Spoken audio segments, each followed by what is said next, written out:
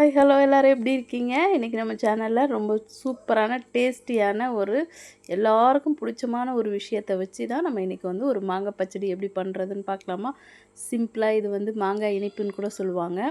நாங்கள் இதை மாங்காய் பச்சடின்னு வாங்க எப்படி பண்ணுறதுன்னு பார்க்கலாம். நான் மாங்காவை நல்லா பொடியாக நறுக்கி எடுத்துட்டேன். இந்த ஷேப்பில் எடுத்துக்கோங்க, அவ்வளோதான். ஏன்னா மாங்காய் நல்லா வெந்துடும், அதனால் நம்ம இந்த ஷேப்பில் எடுத்துக்கலாம். நம்ம இப்போ ஸ்டவ் ஆன் பண்ணிவிட்டு ஒரு கடாயில் கொஞ்சமாக ஆயில் விட்டுக்கோங்க. ஆயில் நல்லா சூடாகட்டும். நல்லா சூடாகி வந்தோடனே நம்ம ஒரு 1/4 ஸ்பூன் அளவுக்கு நம்ம இதில் கடுகு சேர்க்க போகிறோம். கடுகு நல்லா பொரிஞ்சு வரட்டும். அதுக்கப்புறம் நம்ம இதில் கொஞ்சமாக கருவேப்பிலை சேர்க்க போகிறோம். அவ்வளோதான். கருவேப்பிலையும் நல்லா பொரிஞ்சிட்டோம். நம்ம எடுத்து வச்சுருக்க மாங்காவை அதில் ஆட் பண்ணி நல்லா கிளறி விட்டுக்கோங்க. இது ரொம்ப சிம்பிளான மெத்தடுங்க. ரொம்ப சூப்பராகவும் இருக்கும்.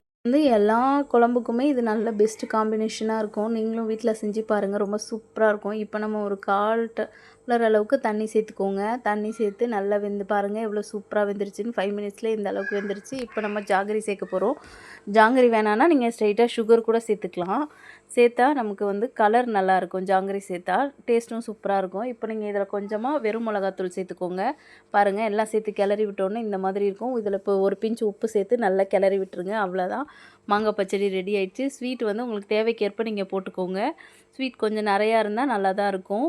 பாருங்கள் எவ்வளோ சூப்பராக ரெடி ஆயிடுச்சுன்னு. நீங்களும் உங்கள் வீட்டில் ட்ரை பண்ணி பார்த்துட்டு எப்படி இருக்குன்னு கமெண்ட் செக்ஷனில் கமெண்ட் பண்ணுங்கள். மறக்காமல் நம்ம சேனலை சப்ஸ்கிரைப் பண்ணுங்கள். தேங்க்யூ, பாய் பாய்.